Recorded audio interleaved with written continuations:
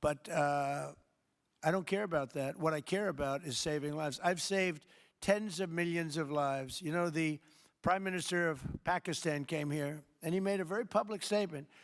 He said that President Trump saved minimum 10 million lives having to do with Pakistan and India, and that was going to be raging. So, you know, but I'm honored that she's coming here. I look forward to meeting her, yes.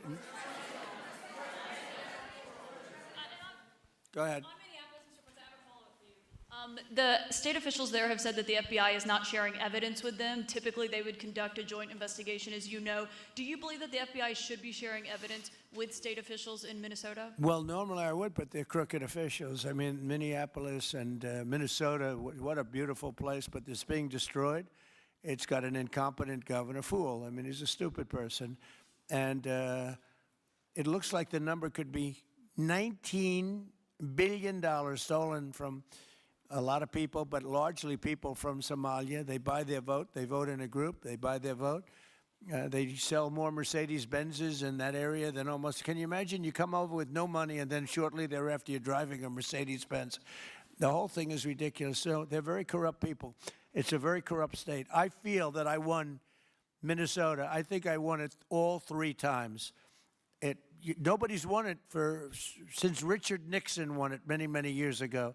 I won it all 3 times, in my opinion, and it's a corrupt state, a corrupt voting state, and the Republicans ought to get smart and demand on voter ID. They ought to demand maybe same-day voting and all of the other things that you have to have safe election. But I won Minnesota 3 times, and I didn't get credit for it. I did so well in that state every time. The people were crying every time after. That's a crooked state. California is a crooked state. Many crooked states. We have a very, very dishonest voting system. The last time I won, 24, the one that just took place, I won because it was too big to rig. You couldn't rig it. It was too big. But I won the state of Minnesota. It's a corrupt voting system with an incompetent governor, a very incompetent governor.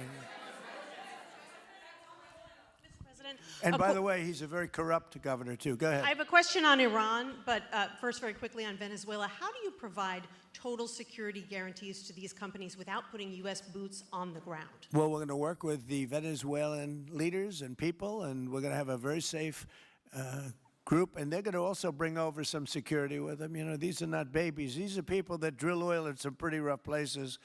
I could say a couple of those places make Venezuela look like a picnic. These people around the table, these are tough people. They go into areas that you wouldn't want to go. They go into areas that if they invited me, I'd say, no thanks, I'll see you back in Palm Beach. No, this is a tough group of people. They know how to do it. But we are, in addition to that, we'll have very good security for them. We're going to make sure there's very, very good security. And I think the people of Venezuela are going to give you very good security. You know, the people... Now, I'm not talking even leadership. The people of Venezuela are going wild over this.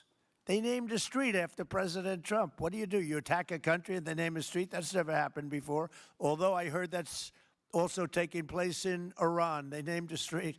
The protesters. I just hope, you know, just God bless them. I just hope the protesters in Iran are going to be safe, because that's a very dangerous place right now. And again, I tell the Iranian leaders, you better not start shooting, because we'll start shooting too. With your glasses, sir, go ahead, please. Hold it. Next to you. Yes, glasses. The gentleman with the glasses. All right, thank you, Mr. President. With those very big glasses, actually. Yeah, Ferrari, actually. Mr. President, I have 2 questions. What do you want the European Union to do in Ukraine? The European leaders seem pretty divided on Ukraine. And then, if you can reiterate this straight message that you have to the Iranian leader, to Khomeini, the message that you have. You're talking about Iran? Iran, yeah. What the do first I want one is on Iran Europe. to do? I'm sorry? Where are you from? Italy. Oh, nice place. Yeah. Okay. Thank you. The first question So is what on are you Europe. asking about Iran for? Well, if you can answer about Europe and what you think the Europeans should do on Ukraine, and then a message. Well, look, Europe has been doing so much for Ukraine, but it hasn't been enough. And obviously that I would say that President Putin is not afraid of Europe. He's afraid of the United States of America, as led by me. There's no fear of Europe. You know, Europe's fallen behind, and Europe, and JD said it very strongly. I don't know, he took a lot of heat, but I didn't give him any heat. Europe is a different place. Europe is changing. Europe has got to get its act together. I love Europe. I guess I came from Europe, essentially. My roots are in Europe, but Europe is a different place. They have to get their act together. Now they have a great NATO leader, and they've gone up to 5% from 2% GDP. That's a big step.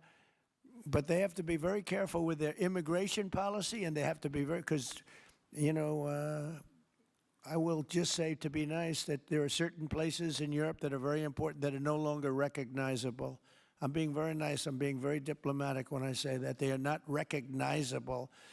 And they have to be careful on energy because they're putting windmills all over the place and losing a fortune. They're destroying their country. They're just destroying the beautiful landscapes, the beautiful everything. They're doing, and by the way, in case you people don't know, I'm not much of a windmill person. I can proudly say, Doug, that we have not approved one windmill since I've been in office, and we're going to keep it that way. My goal is to not let any windmill be built. They're losers. They lose money. They destroy your landscape. They kill your birds. They're all made in China. And all you have to do is, you know, just about all of the windmills are made in China, the structures. All you have to do is say to China, how many windmill areas do you have in China? So far, they're not able to find any. They use coal and they use oil and gas and some nuclear, not much, but they don't have windmills. They make them and sell them to suckers like Europe and suckers like the United States before. They are the worst form of energy, the most expensive form of energy, and in 8 years they're rotted out anyway. Go take a look at Palm Springs, California, and take a look at what that looks like. It looks like a junkyard of steel. So we don't approve, and I've told my people, we will not approve windmills. Maybe we get forced to do something because some stupid person in the Biden administration agreed to do something years ago. We will not approve any windmills in this country. On Venezuela, is it ultimately more important to you to establish stability there or democracy there? Well, you're talking about maybe the same thing. I mean, you're talking about stability or democracy. I don't know. To me, it's almost the same thing. We want stability, but we do want democracy. Ultimately, it'll be democracy. Peter? I do have a policy question, President Trump, but I'm having a hard time seeing here. I see the American flag lapel pin. What is the other lapel pin on Somebody your jacket? gave me this. You know what that is? That's called a happy Trump. And considering the fact that I'm never happy, I'm never satisfied, I will never be satisfied until we make America great again, but we're getting pretty close, I'll tell you what. This is called a happy Trump. Somebody gave it to me, I put it on. Thank you. And the policy question. How much money are you thinking of giving people in Greenland to get them on board with a possible U.S. I'm not talking about money for Greenland yet. I might talk about that.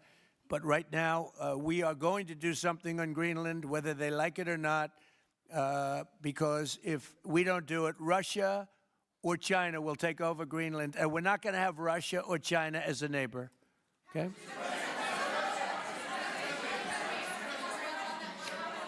I would like to make a deal, you know, the easy way, but if we don't do it the easy way, we're going to do it the hard way. And I'm a man, and by the way, I'm a fan of Denmark too. I have to tell you, and you know they've been very nice to me. I'm a big fan, but you know the fact that they had a boat land there 500 years ago doesn't mean that they own the land. I'm sure we had lots of boats go there also, but we need that because if you take a look outside of Greenland right now, there are Russian destroyers, there are Chinese destroyers and bigger, there are Russian submarines all over the place. We're not going to have Russia or China occupy Greenland, and that's what they're going to do if we don't. So we're going to be doing something with Greenland, either the nice way or the more difficult way. Please, go ahead, ma'am. On Greenland, Mr. President, why is it so important to you to own it when you have a military presence there, which you could expand to affect security? Because when we own it, we defend it. You don't defend leases the same way. You have to own it. And, you know, with a nation, look at what happened with Obama with that horrible deal they made with Iran. It was a